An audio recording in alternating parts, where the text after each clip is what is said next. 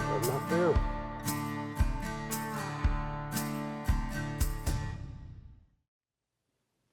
Hi, my name is Kent Green with Adventure Outdoors Media. I'm here this afternoon with Gord Follett. Gord's been a good friend of mine for many years. Gord, thanks for meeting me today and having this conversation. Pleasure. Really My pleasure, appreciate bud. it. Yep. First off, you have been a part of Newfoundland Sportsman on NTV for 15 years. Yep. Part of the magazine for 31. Yep.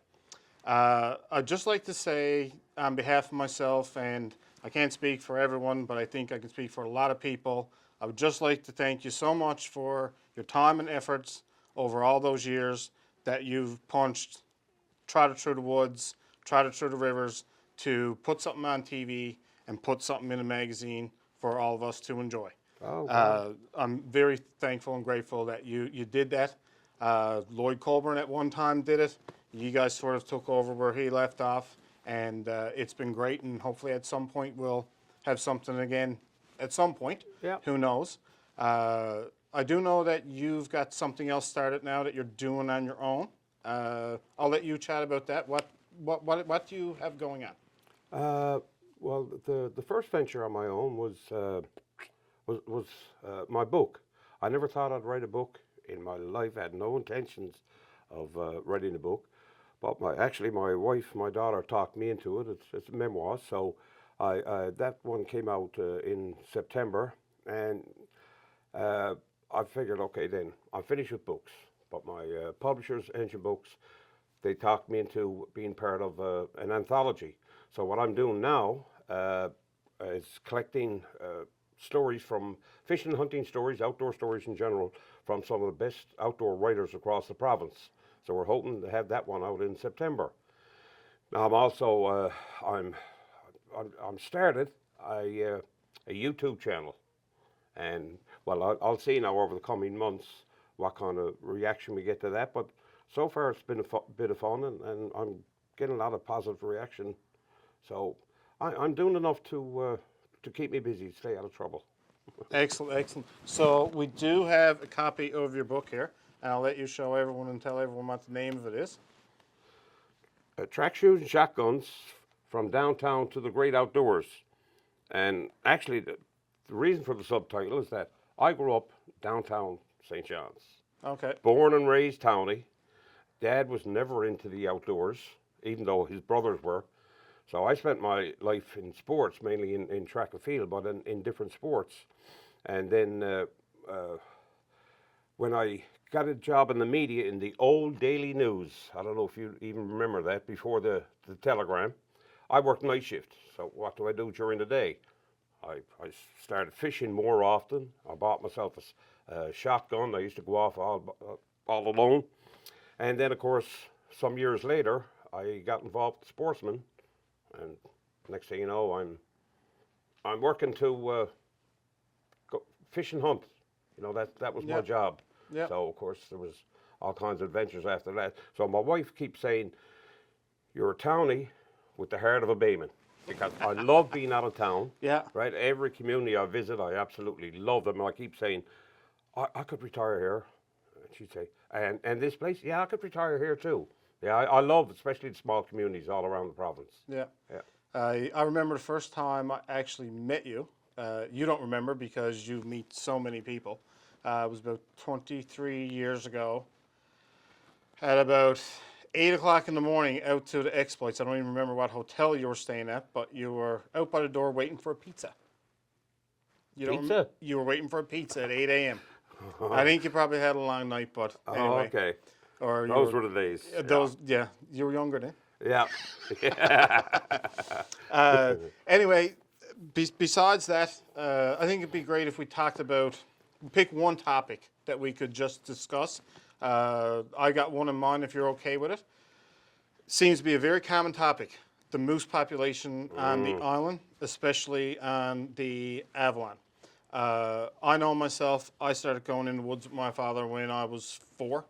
I'm now 44.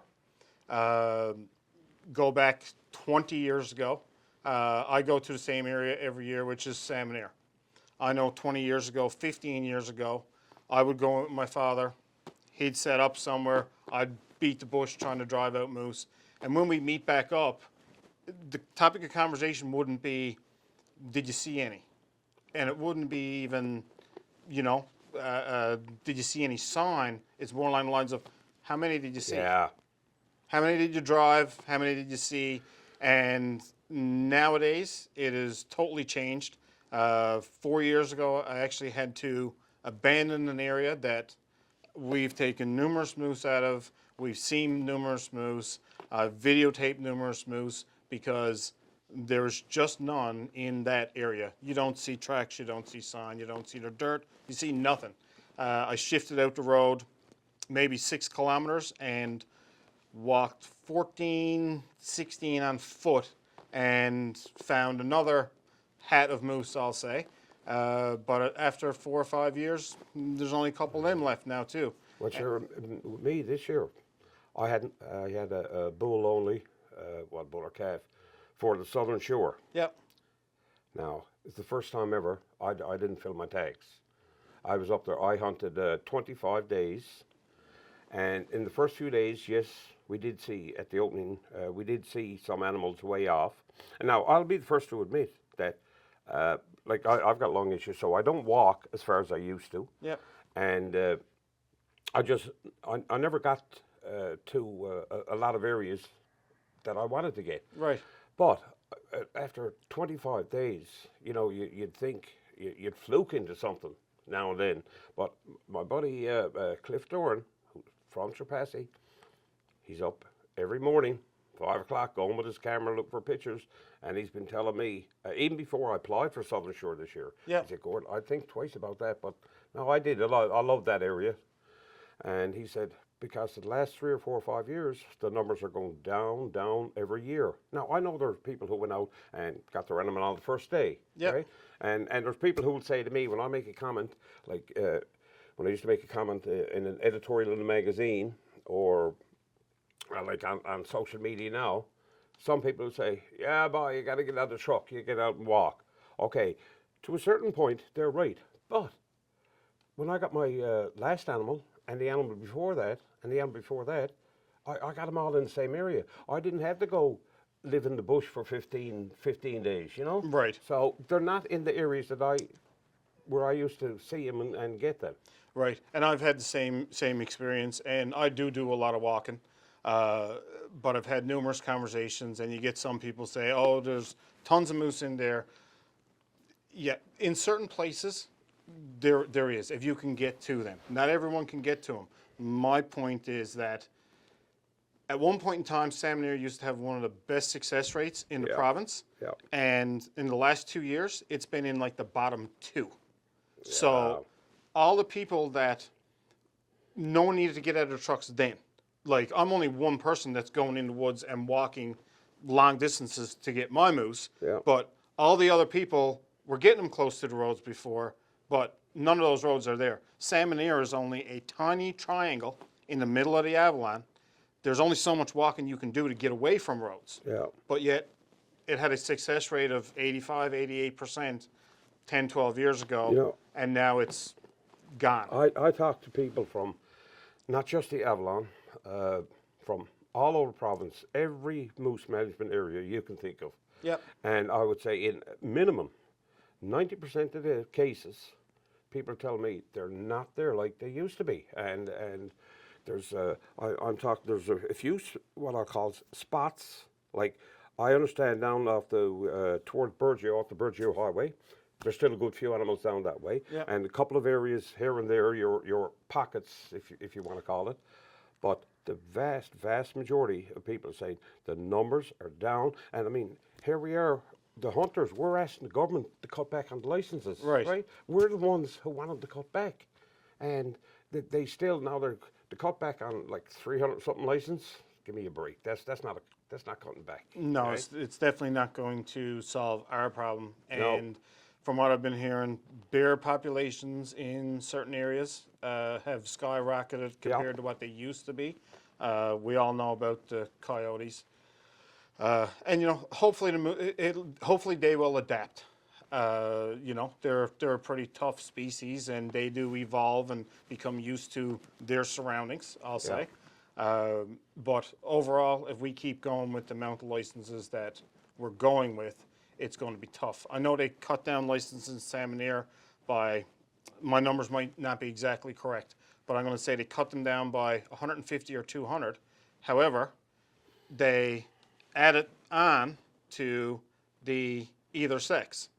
So now all of a sudden, instead of having 350 and 350, they've got like 425 either sex and like 125 bull only. So adding to the either sex, that's just sort of defeating the purpose because, well, there's that many calves that you're not going to have born the following year. So They cut back on the southern shore too.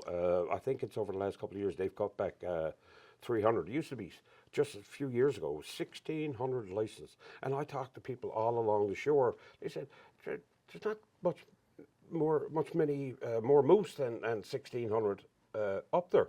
So it's been cut back a bit, but still, I think it's 1,300 licenses this year. Still way too many. and it seems to be the case of all the areas on the Avalon. The amount of licenses seem to be way out of whack. There's some people that will argue this with me. This is just my opinion. I'm not, saying I'm exactly right. It's just an opinion. Salmon Air is a tiny area. Yeah. Again, like I mentioned a few minutes ago, it's a tiny triangle in the middle of the Avalon. You can drive around the whole area in that triangle in probably an hour and a half. In the middle of that, if they killed 700 moose, I don't think there would be one left. Yeah. Like 700 is a lot for that little triangle. Well, so, as well too, look at the Northern Peninsula. No, I go to Hawke's Bay every single year in the summer. You go fishing? Salmon fishing. You staying down in So Hawke's Bay? I know the people from all nearby communities. Yeah. And of course, the topic always comes up too, moose hunting. Yeah.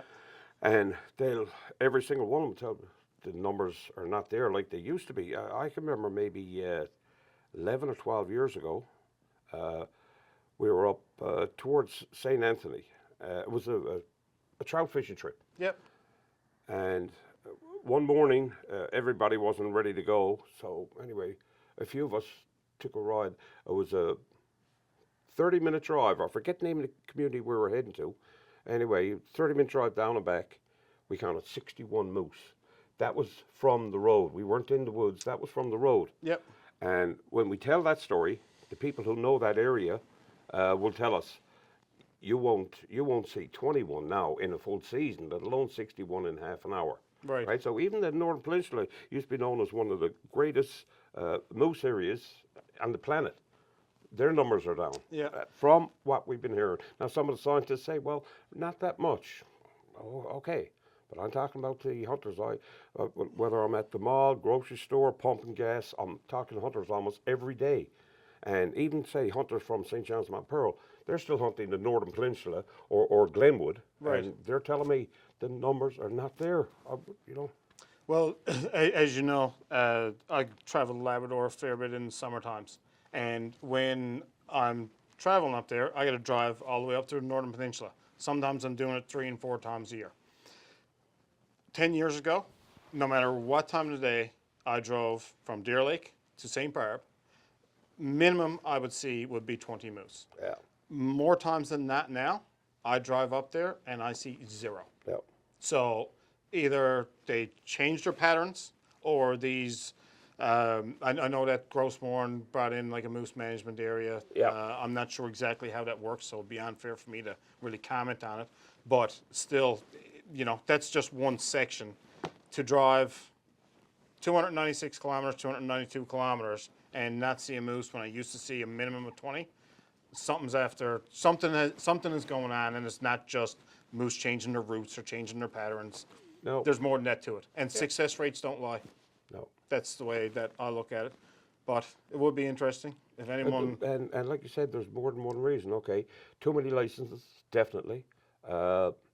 Bears are big predators on calves for sure. Then you got your coyotes. Then you still got a certain percentage. I don't know if it's 5% or 20%, but there's still poaching going on, right? 100%. Right. Yeah. And then there's what else unknown? I don't know. It's almost like salmon. Yep. What's going on with the salmon? Well, there's some people will say that the people jigging fish in the river or catch and release. We won't get into that one. But I don't think there's enough people taking into consideration the damage seals are doing. So when you talk about seals with the salmon, you talk about bears and coyotes with the moose or moose calves, right? There's so much unknown. I don't think any of us could say, look, here's the problem, right? There's so many that we know, and there's so many others that we don't know. What's killing them off? Yeah. You just mentioned the whole catch and release thing about not getting into that one. We won't tonight. You can't resist. No, I don't mind. no, Give it to her. we'll leave it for tonight. We'll save it for next time. Okay. Okay? Okay, sounds good. Other than that, yeah, it was good to talk about the moose thing because obviously, there's a lot of chatter going on about it, and it's hard to know. Again, I'm not a scientist. I don't work with wildlife. I'm just going by what I'm seeing, what I'm hearing. Clearly, there's an issue. Hopefully, before it's too late, that can sort of get fixed. Yeah. Other than that, thanks for the chat. Really appreciate it. Pleasure. I do have something Thank you for letting me be part of your new venture. Oh, listen, program. That's no good. worries. Good stuff. Good luck with it. I do have something for you. I had an extra one of these. Wow. So I'm going to give you this. You can keep it. But if you open it up, there's something on the inside that I know you don't have that I was lucky enough to get, and it's for you. Oh God, I'll be into this tonight, and I'm counting down the days already so I can go to the West Coast for the opening. No problem.